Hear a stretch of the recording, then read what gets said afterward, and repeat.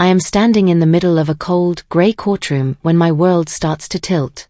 Dominic, the man I once shared my life and my morning coffee with, smirks at me from across the room. He looks the judge straight in the eye and says I abandoned my role as a wife. He claims that because of my coldness and my focus on my career, I should be the one paying him alimony to support his lifestyle. My chest tightens so hard it's difficult to draw a full breath. I watch as his high-priced lawyer stands up and begins reading a long list of sacrifices Dominic supposedly made for me. The lawyer talks about how Dominic gave up his dreams, his hobbies, and his potential earnings just to make sure I could succeed. It is a complete work of fiction, a fairy tale designed to make me look like a villain and him look like a saint. The people sitting in the gallery behind me whisper and glance my way with looks of pure pity. I can feel their eyes burning into the back of my neck.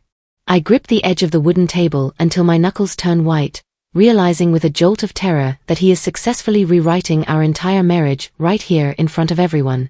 And the worst part? He sounds incredibly convincing.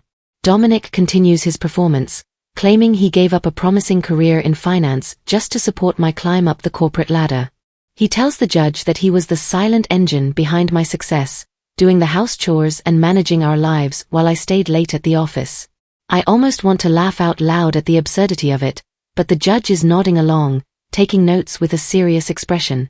My lawyer, a woman named Vanessa, leans in and whispers urgently, "Camille, we don't have enough solid evidence to counter this narrative yet. The bank accounts we have access to don't show enough of the picture." My stomach drops through the floor. Yet. I whisper back, my voice trembling. "What do you mean yet?" Dominic catches my eye for a split second. He doesn't look sad or aggrieved. He gives me a tiny, sharp smile, the smile of a man who has already counted his winnings. He thinks he has me trapped. He thinks he can spend the rest of his life living off my hard work while he tells the world I was the one who ruined him. The injustice of it feels like a heavy weight pressing down on my shoulders, making it hard to stand tall.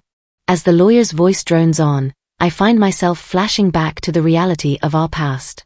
I remember the freezing winter nights when I worked double shifts at the hospital, my feet aching and my eyes burning with exhaustion. I remember coming home to find Dominic on the couch, surrounded by empty takeout containers, telling me he was still figuring himself out and searching for his true calling. I remember the panic I felt every month when the rent was due, and I was the only one scrambling to find the money. I covered every bill, from the electricity to the groceries, while he talked about his big ideas that never actually turned into a single paycheck. I remember the long, lonely nights when I begged him to contribute, even just a little bit, only to be met with cold silence or a lecture about how I was too money-focused. And now, he has taken all those moments of my struggle and twisted them into a story where he is the victim. He is claiming that my hard work was actually a form of neglect. He is painting a picture where my success was a weapon I used against him.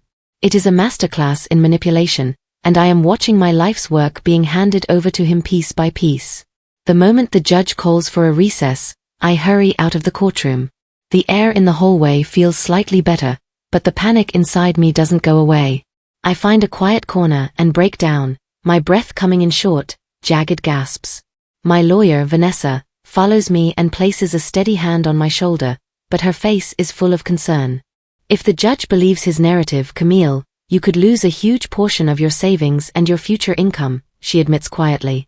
"He's playing the homemaker card perfectly, and right now, we don't have the proof to show he's lying about his own financial status." I feel physically sick, the walls of the hallway seeming to close in on me. Just then, Dominic walks past us on his way to the elevators. He doesn't even look at me, but as he passes, he mutters under his breath, "You owe me, Camille. You're finally going to pay up for everything." That's the moment I realize this isn't just about the money for him. It's not just greed. This is revenge. He wants to punish me for being the one who actually succeeded, and he wants to make sure I never feel truly free again. That night, I couldn't sleep. I sit at my dining table with a mountain of old bank statements, my laptop, and a very large cup of coffee. I start scrolling through every transaction from the last 2 years of our marriage, looking for something, anything, that contradicts his story. My eyes are burning, but I refuse to stop. As I dig deeper into the digital records, I notice something strange. There are small, regular withdrawals that I don't remember making. They are categorized as miscellaneous or cash, but they happen like clockwork every Tuesday. Then I see a transfer to an account number I don't recognize. It's not much, but it happens every month for over a year. A quiet, cold suspicion begins to form in the back of my mind. Why would a man who claimed to have no income be moving money into a hidden account? Why would someone who was sacrificing everything have a secret paper trail? My hands are shaking as I realize that I've only been looking at the surface of the water. Dominic wasn't just lazy, he was hiding something. I just don't know how deep it goes or what he was planning. The next morning, I met my best friend, Lila, at a small cafe near my office. I show her the bank statements and tell her about the smear campaign Dominic is running in court. Lila listens carefully, her brow furrowed in anger. She's known us since the beginning, and she knows exactly how hard I worked while Dominic did nothing. You need to hire a professional, Camille, Lila says, her voice low and serious. Not just a lawyer. You need someone who can dig into the parts of his life that he's kept in the dark. A private investigator. I hesitate, the idea feeling a bit extreme. I've always tried to be a fair, honest person. Hiring a PI feels like something out of a movie, something dark and messy. Then I think about Dominic's smug face in the courtroom. I think about the way he lied to the judge's face without blinking. I think about the next 20 years of my life being tied to him through alimony payments that he doesn't deserve. The hesitation vanishes. You're right, I say, my voice finally sounding firm. I need to know exactly what he's been doing when he thought I wasn't looking. I need a professional. 2 days later, I find myself in a small, nondescript office downtown. The name on the door simply says, Hale Investigations. I am here to meet Arthur Hale, the man Lila recommended. He is calm, observant, and has an unsettlingly sharp gaze that feels like it's reading my thoughts before I even speak them. I lay out the situation for him. I tell him about the divorce, the alimony claim, and the strange bank transfers I found. Arthur listens without interrupting, his hands folded neatly on his desk. He doesn't look surprised by anything I say. When I'm finished, he leans forward and looks me right in the eyes. Your ex-husband is hiding something, Camille, Arthur says quietly. Men like that don't just ask for alimony because they're broke. They do it because they think they've covered their tracks well enough that you can't prove otherwise. My pulse quickens with a mix of fear and excitement. How far do you want me to go? He asks. I take a deep breath, thinking of the years of lies. As far as it takes, I reply. I want the truth, no matter how ugly it is. The second round of court hearings begins a week later. Dominic is even more confident than before. He takes the stand and delivers a heart-wrenching testimony about how he feels lost and unsupported after giving up his best years for my career. He actually manages to choke up, rubbing his eyes as if he's holding back real tears. I watch the judge, a woman who seems to value traditional family roles. Her expression softens as Dominic talks about how he always wanted to go back to school but stayed home to make sure the house was running smoothly for me. It's a total lie. The house was always a mess until I cleaned it on my weekends, but the judge doesn't know that. I feel the room turning against me more with every word he says. My lawyer tries to cross-examine him, but Dominic is prepared. He has an answer for everything, always circling back to his sacrifices. Arthur Hale isn't here yet, and he hasn't sent me any updates. I feel like I am standing on the edge of a cliff, and the wind is starting to push me over. I am running out of time, and Dominic is winning the crowd. That evening, just as I'm about to give up hope, my phone buzzes. It's a text from Arthur Hale. Call me immediately. We found the leak. I dial his number so fast my fingers fumble. My heart is pounding against my ribs like a trapped bird. Camille, Arthur says, his voice sounding more energized than usual. Dominic has a side income. And it's not small. He's been running a consulting business under a shell company for the last 18 months. He's been bringing in thousands of dollars a month, all while telling you he couldn't find a job. My hands shake so hard I almost drop the phone. 18 months. I whisper. That means he was making money while I was paying for his car insurance and his gym membership. He was making money while he told me he was too depressed to work. It's not just a small lie, it's a massive coordinated fraud. If this is true, his entire alimony claim is built on a foundation of sand. Everything changes now. I finally have the weapon I need to fight back against his fake story. The next day, Arthur sends me a digital folder filled with photos and documents. I sit in my dark living room, the glow of the screen the only light. I scroll through the images, and my breath catches. There is Dominic, entering a high-end apartment building downtown, a place I've never seen. He's wearing expensive suits I've never seen. He's driving a car that isn't the old sedan we shared. He looks different in these photos. He doesn't look like the lost husband he plays in court. He looks sharp, wealthy, and completely in control. There are shots of him at high-end restaurants, laughing with people I don't recognize. He has been living a completely different life right under my nose. Who are you? I whisper to the screen, looking at the stranger who used to sleep in my bed. I realize that the man I married probably never existed at all. Or if he did, he disappeared a long time ago, replaced by this calculated, secretive version of himself. He wasn't just manipulating the judge, he was manipulating me for years. The betrayal feels like a physical punch to the gut, but it also solidifies my resolve. I am going to make sure the judge sees exactly who this man really is. Arthur calls me again with even more shocking news. He has uncovered a woman. Someone named Beatrice who is wealthy, well-connected, and seems to be Dominic's main business partner, or perhaps something more. It turns out Dominic isn't just making his own money, he's being heavily supported by this woman's resources. He's not struggling, Camille, Arthur explains. He's been set up in that downtown apartment by her. They've been working together to move his earnings through accounts that don't have his name on them. That's why your lawyer couldn't find anything. My stomach twists into a knot of pure disgust. This wasn't just a man who couldn't find his way. This was a strategy. He stayed with me while he built his secret life with someone else's help, and then he planned to use the divorce to squeeze even more money out of me. He wanted to double dip, getting his secret wealth and my alimony at the same time. It's a level of greed and cold-blooded planning that I can barely wrap my brain around. He didn't just stop loving me, he turned me into a financial target.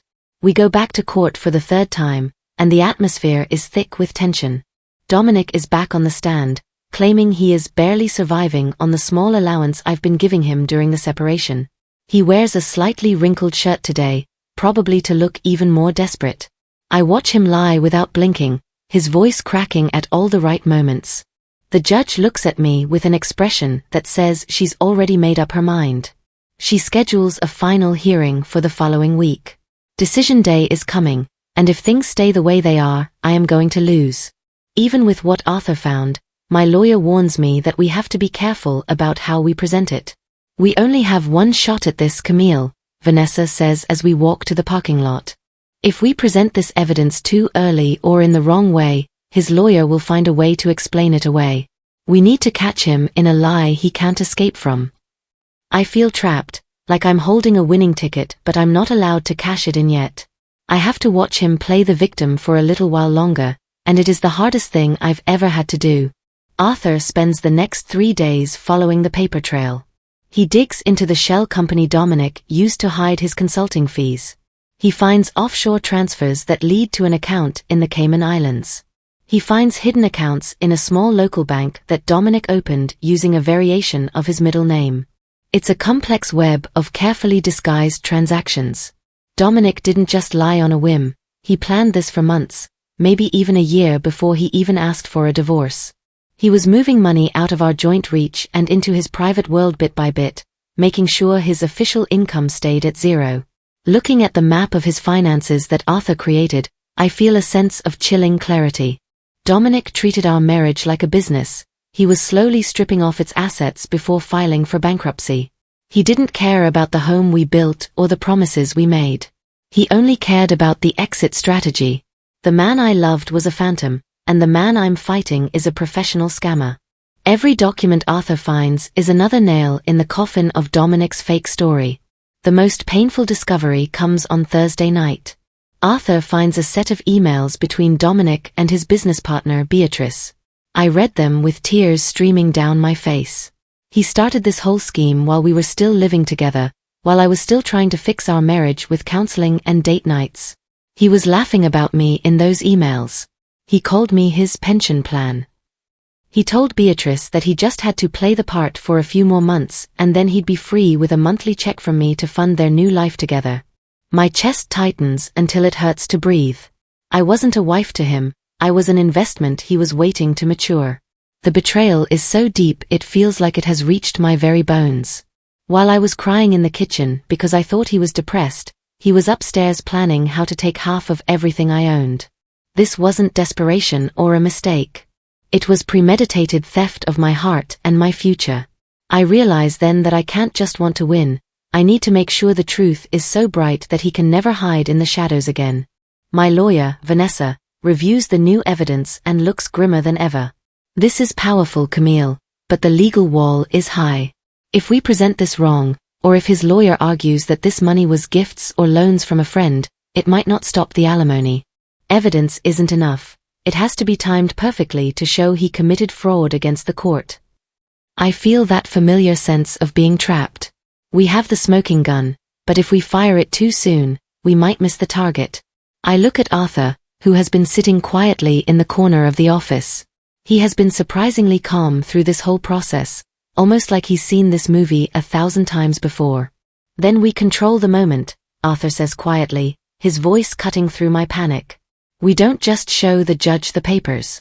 We wait until he has sworn under oath, multiple times, that he has zero income.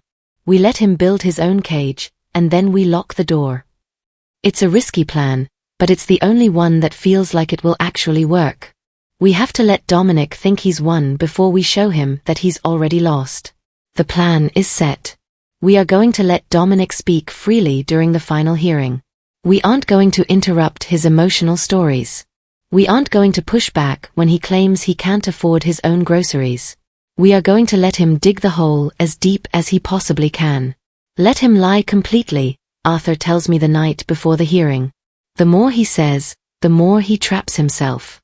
Every lie he tells on that stand is a separate count of perjury once we reveal the truth. We want him to feel so comfortable that he starts getting arrogant. I spent the night practicing my poker face. I need to look defeated. I need to look like a woman who has accepted her fate. If Dominic sees even a spark of confidence in my eyes, he might back off or change his story. I have to be the perfect actress to match his perfect performance. It's a dangerous game of cat and mouse, but for once, I'm the one who knows where the trap is hidden. My heart pounds at the thought of the morning, but I feel a strange sense of readiness. The final hearing begins on a bright, sunny Tuesday. The courtroom is packed with people, friends, family, and even a few curious strangers. Dominic looks more confident than I've ever seen him. He's wearing his sad suit again, but there's a bounce in his step as he walks to his table. He thinks this is his victory lap. I stay completely silent, keeping my head down and my hands folded on the table. I can feel him looking at me, probably enjoying what he thinks is my total defeat. That silence seems to unsettle him just a little bit, but he quickly shakes it off. He whispers something to his lawyer and they both chuckle quietly. The judge calls the session to order, and the air in the room becomes still. This is it. Everything we've worked for, every late night Arthur spent digging through records, comes down to the next few hours. I take a slow, deep breath, trying to keep my heart rate under control. The performance is about to begin, and I have to make sure I don't miss a single cue. The truth is sitting in a file folder at the back of the room, waiting for its moment. Dominic takes the stand for the final time and delivers his most emotional speech yet. He talks about the years of loyalty he gave me. He claims he worked behind the scenes to help me get my promotions. He even has the nerve to call me cold and ungrateful for trying to leave him with nothing after all his supposed hard work. The judge listens closely, her chin resting on her hand. She seems moved by his words. The room leans in, the silence so heavy you could hear a pin drop. Dominic even manages to shed a few real-looking tears as he describes how scary it is to face a future with no income and no career prospects. I watch him from the table, and for a moment, I am almost impressed by how good he is. If I didn't know the truth, I might even believe him myself. He is painting a picture of a man broken by a heartless wife, and he is doing it with such passion that it's almost believable. But I know about the apartment. I know about the consulting fees. I know about Beatrice. His performance is perfect, which makes his fall even more satisfying to imagine. Finally, Dominic finishes his testimony. He looks exhausted, like a man who has given everything he has to the truth. His lawyer sits down with a satisfied nod. The judge looks over at my table and asks if there is anything else we would like to present before she makes her final ruling on the alimony. My lawyer, Vanessa, stands up slowly. My heart is pounding so hard I'm afraid people can hear it. Yes, Your Honor, she says, her voice echoing in the quiet room. We have one final piece of evidence to introduce. And we have a witness we would like to call to the stand. Dominic's lawyer immediately objects, saying the discovery period is over. But Vanessa points out that this evidence only came to light in the last 48 hours and is crucial to the integrity of the court. The judge looks intrigued. Permission to introduce new evidence is granted, she says firmly. I feel a surge of adrenaline. The trap is set. The door is about to open, and Dominic's fake world is about to come crashing down. The heavy wooden doors at the back of the courtroom swing open with a dramatic creak. Everyone turns to look. Arthur Hale walks in, looking calm, composed, and professional. He is carrying a thick, black file folder tucked under his arm. He doesn't look at me. He keeps his eyes fixed on the judge as he walks toward the witness stand. I look at Dominic. The color is draining from his face as if someone pulled a plug. He knows Arthur. Or at least, he knows he's been being followed. For the first time in this entire divorce, he looks truly afraid. His posture collapses, and he starts whispering frantically to his lawyer, who looks just as confused as everyone else. Arthur takes the stand and is sworn in. He introduces himself as a private investigator and explains that he was hired to look into Dominic's financial activities. The room erupts into low murmurs, but the judge silences them with a sharp bang of her gavel. The air in the courtroom is electric now. The victory lap Dominic thought he was taking has just turned into a high-stakes interrogation, and he has nowhere to hide. One by one, Arthur begins to lay out the evidence. He pulls out the photos of the downtown apartment. He shows the bank records from the shell company. He presents the witness statements from people who hired Dominic for consulting work while he was supposedly unemployed. The truth unfolds in a devastating, silent sequence of facts. Every lie Dominic told on the stand is dismantled in front of everyone. Arthur presents the emails where Dominic called me his pension plan. He shows the transfers to the Cayman Islands. The judge's expression shifts from sympathy to a cold, hard anger that makes even me feel a bit nervous. She looks at the documents, then at Dominic, then back at the documents. Dominic is slumped in his chair, his head in his hands. He doesn't look like a victim anymore. He looks like a man who has been caught with his hand in the cookie jar. The courtroom is silent, the only sound being the rustle of the papers as the judge flips through the file. Every secret he thought was safe is now public record. Every dollar he tried to hide is now visible for the world to see. When it's Dominic's turn to respond, he tries to speak, but the words won't come. He stumbles over his sentences, trying to claim that the apartment was just for business, or that the money was a loan he forgot to mention. He contradicts himself 3 times in the first 5 minutes. His own lawyer looks blindsided and stops trying to defend him. The power in the room has completely shifted. The pity that was directed at him earlier has turned into pure disgust. Even his own family members in the gallery are looking away, embarrassed to be associated with him. The judge's expression has hardened into a mask of steel. She looks like she's ready to throw the book at him. Mr. Parker, the judge says, her voice dropping to a dangerous level. You stood here and swore under oath that you had no means of support. You lied to this court repeatedly. Dominic has no answer. He just stares at the floor, his face a bright, shameful red. The performance is over. The mask has been ripped off, and the man underneath is nothing like the hero he tried to pretend to be. Arthur continues his testimony, providing clear, precise, and unshakable details. He explains the offshore accounts and the way Dominic used Beatrice's connections to hide his trail. He proves that Dominic isn't just a dishonest husband. He has committed actual fraud against the court by concealing his assets during a legal proceeding. The courtroom murmurs grow louder. People are whispering the word perjury. This is much bigger than just a denied alimony claim now. This is a criminal matter. Dominic's lawyer is packing up his briefcase, looking like he wants to be anywhere else in the world. He knows there is no saving this case. I sit at my table, feeling a strange sense of peace. I don't feel happy that he's in trouble, but I feel a profound sense of relief that I don't have to carry his lies anymore. The truth is finally out in the open, and it is doing the work I couldn't do on my own. Arthur's voice is steady and professional, a sharp contrast to Dominic's stuttering panic. The truth is finally speaking for me, and it is the most beautiful sound I've ever heard. The judge doesn't even need time to deliberate. She denies the alimony claim immediately, her voice sharp and final. But she doesn't stop there. She orders a further investigation into Dominic's hidden finances and refers the case to the district attorney's office for potential perjury charges. The gavel falls with a thunderous sound that seems to echo forever. It's over. The battle I've been fighting for months is finally finished. Dominic is ushered out of the courtroom by his lawyer, both of them looking defeated and small. The people who were pitying him earlier are now looking at me with respect and perhaps a bit of awe. I stand up, my legs feeling a bit shaky, but my heart feeling lighter than it has in years. As the room empties, I realize that the consequences for Dominic are just beginning.